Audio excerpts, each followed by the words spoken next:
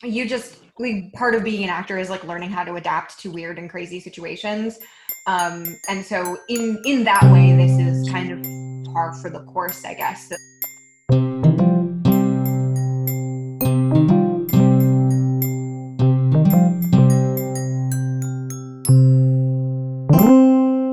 I almost want to put this into two parts. What have you learned about the way people latch onto it? What have you seen about people connecting to it that has taught you something about how you are, how you act, direct, write? And then the other one is, what have you learned about this moving forward into your next work, off screen or on screen? So this play, more than like I think other things that we've done, it felt really, really topical for the last week of May. Like just in terms of like what it talks about with like loss and what it talks about with like and I think the isolation that like Zoom gives you, like it just felt like, I remember thinking when the script was done and we were doing runs, I remember thinking like we would have conversations like, I think, you know, elements of this are going to hit hard just because it feels so entrenched in the exact moment that we're in, which also now feels like years ago. The thing where like I don't know if the play was written, if we're in the same world that the play was written in, you know.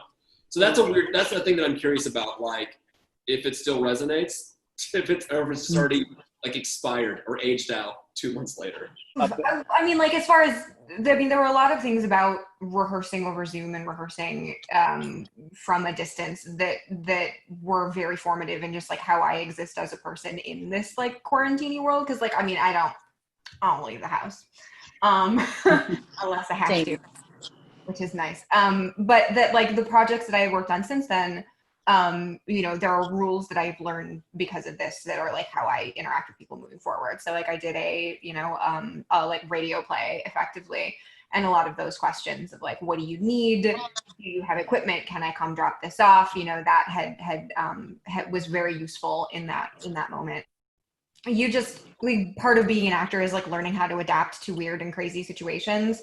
And so in that way, this is kind of par for the course, I guess. You know, it was different and it was weird, but like, so is learning how to, you know, so is coming back to doing theater after years of doing exclusively film, you know, so is voice acting, so is like, you know, I mean, I used to work at a Renaissance festival, like the craziness is immense. But there's also like a lot of truth to what Jordan says too, because it's like, you know, the phrase that everyone is using, right? It's like, oh, like, have you been able to pivot? You know, have you been able to like, to shift to this brand new thing?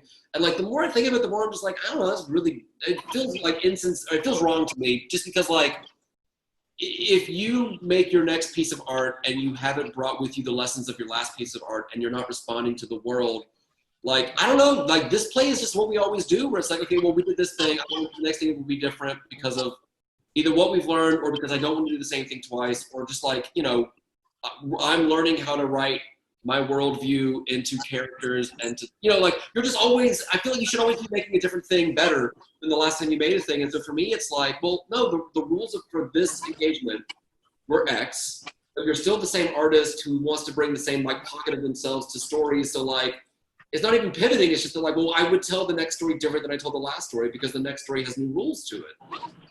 So like, maybe we live in a world now where like a 20-minute play and then you get the next episode of that same play in a couple of weeks. You know, we might be in a world where like that format makes a lot of sense. Or we might be in a world where like casting audience members in weird ways makes a lot of sense because like I'm at home by myself and I've been by myself for a few days and I might actually enjoy interaction over watching. Thank you guys so much and being patient with every crazy kick out I had. You guys are great. Thank you so much. It was great talking to you. Thank you. In the future Fringes.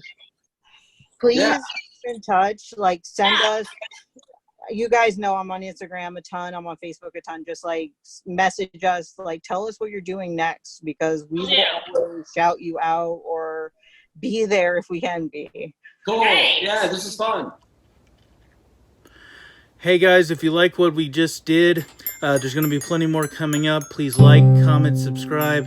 Our Venmo is in the description. Please support us if you can. Our cats need the money.